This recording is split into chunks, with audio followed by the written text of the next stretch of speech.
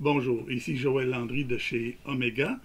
Bienvenue à cette capsule du 2 avril 2020. La semaine dernière, je m'avais lâché là, c'est pas mal. J'avais fait 5 capsules.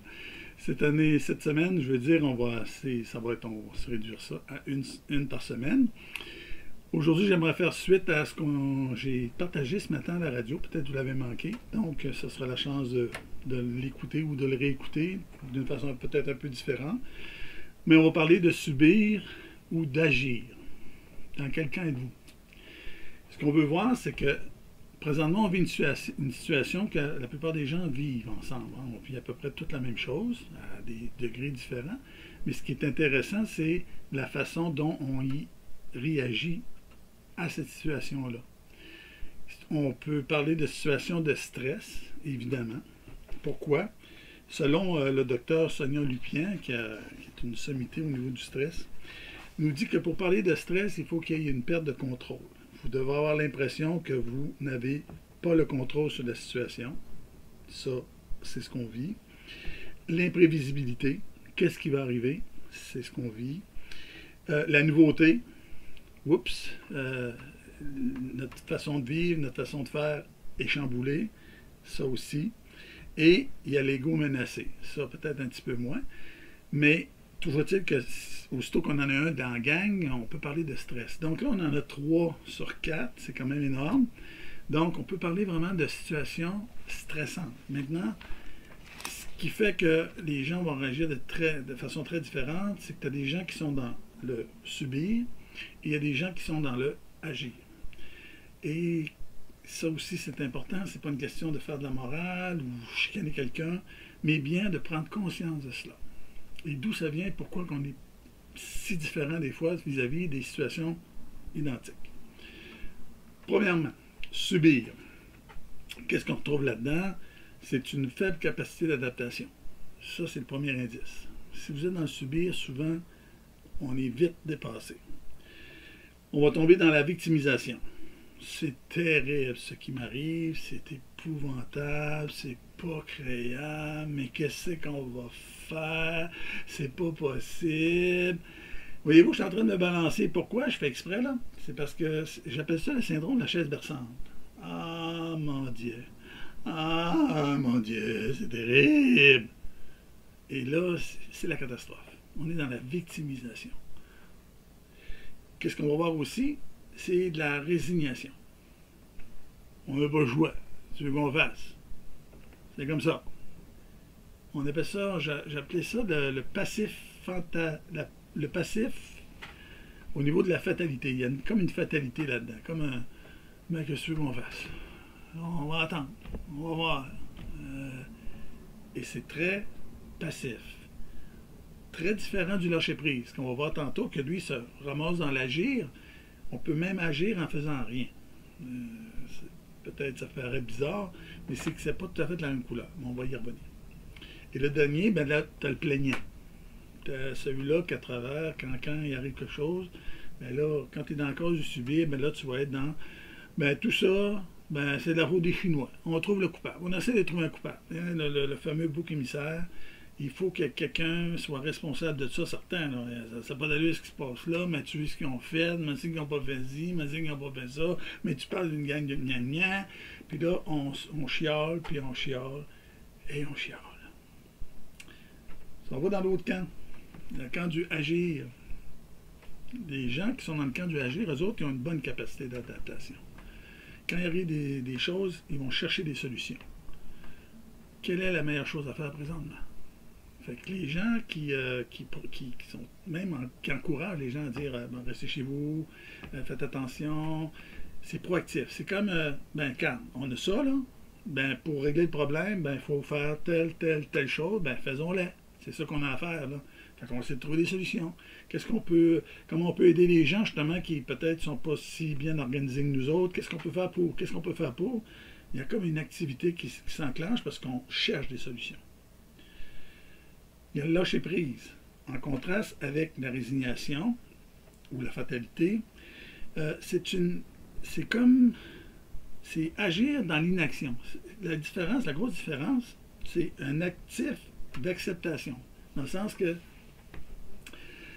Ce que le lâcher-prise dit, c'est que, bon, il y a des choses qu'on n'a pas de pouvoir dessus, dont on doit l'accepter.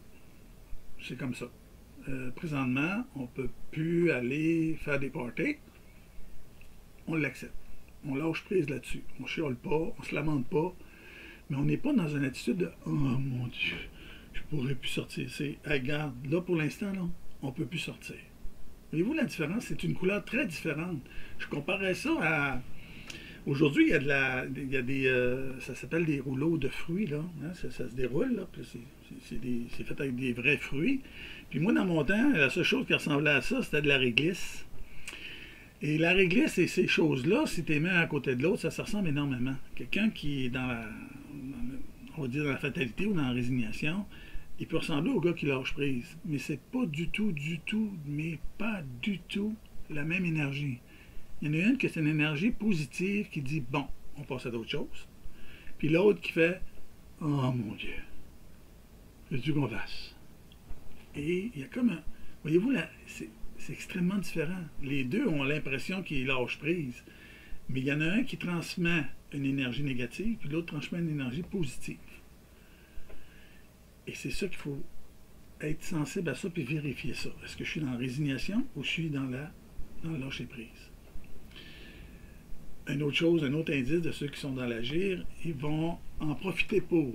Les autres, ils vont avoir une vision de ben, coudonc. J'ai jamais eu le temps de faire telle chose. Pourquoi que j'en profiterais pas? Un exemple que j'ai vécu personnellement, la semaine passée, bon, vous en êtes témoin peut-être pour ceux qui ont écouté des vidéos, j'ai appris à monter des vidéos, ben c'est nouveau de la semaine passée. J'ai trouvé un logiciel de montage vidéo, et puis là, je me suis pratiqué, puis là, j'ai trippé parce que j'apprenais quelque chose de nouveau. Et puis, j'ai vraiment du plaisir. Puis, mais j'avais pas eu le temps encore. Puis, c'était dans nos projets, en tant qu'organisme, on disait, ça serait peut-être le fun de monter des capsules, puis mettre ça sur Internet. Mais on n'avait jamais le temps. Et là, j'ai pu prendre le temps. Donc, j'en ai profité pour. Et ça, encore là, ceux-là qui sont dans l'agir vont aller vers cette direction-là. Au lieu de dire, avant, hein, ils sont dans, hey, j'ai la chance peut-être de faire quelque chose de nouveau. Ça serait vraiment, c'est plus qu'intéressant, là. Voyez-vous l'idée?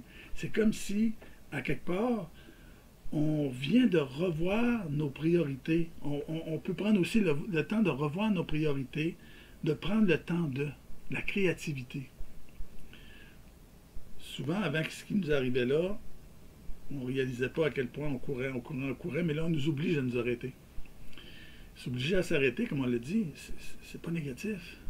Ça fait partie de la vie et c'est important de prendre le temps de s'arrêter. Mais qu'est-ce qu'on fait avec ce temps-là? Est-ce qu'on en profite? Donc, encore là, comme je le disais, c'est vraiment des choses qui démontrent vraiment la différence entre ceux qui sont dans l'agir ou dans le subir.